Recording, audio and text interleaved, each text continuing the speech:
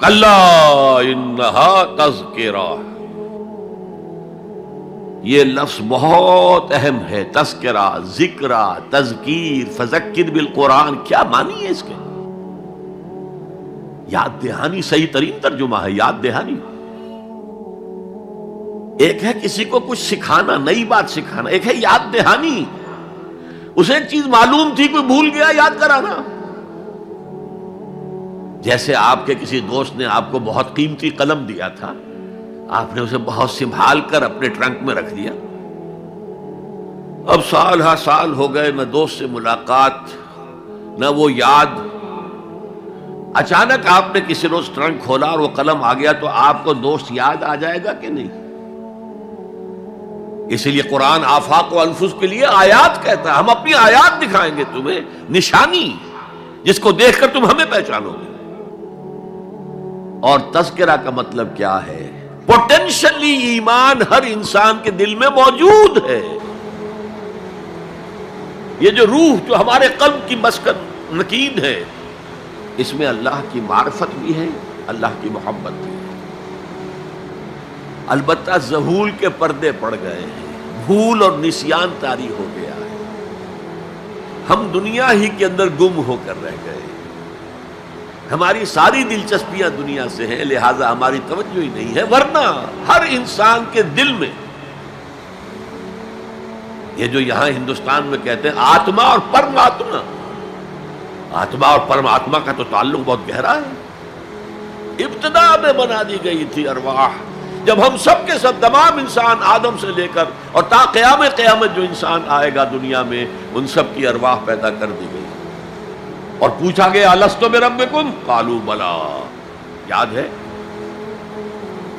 لہذا یہ تذکرہ ہے، یہ یاد دہانی ہے، تمہارے اندر موجود ہے. اللہ کی معرفت بھی موجود ہے، اللہ کی محبت بھی موجود ہے.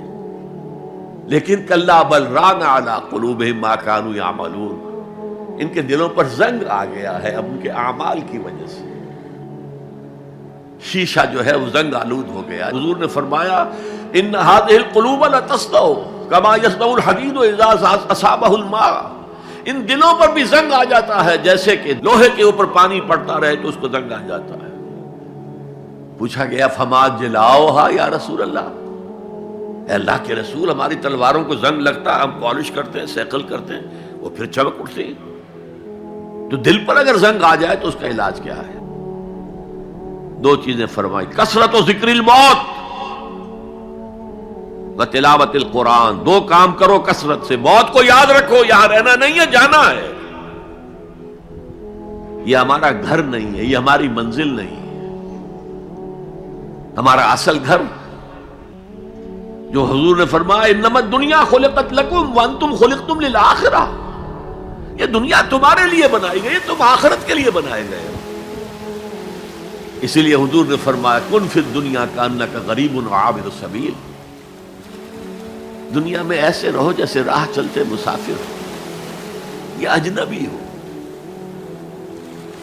اپنے بارے میں فرمایا مالی ولی دنیا، مجھے تمہاری دنیا سے کیا سروکار، انما مثلی کراکب استظل تحت شجرۃ ثم راح فترکھا، میری مثال اس مسافر کی سی ہے جو ذرا سستانے کے لیے کسی درخت کے سائے میں بیٹھتا ہے تھوڑی دیر. وہ اس کا گھر تو نہیں ہے، اس کی منزل نہیں ہے، پھر وہ اس کو چھوڑتا ہے، اپنا راستہ لیتا ہے. یہ اگر ہمارا تصور قائم ہو جائے، کلا انہا تذکرہ. اب اس کے بعد جو الفاظ آئے فی صحف مکرمۃ مرفوعۃ مطہرۃ بایدی سفرۃ کرام بررہ،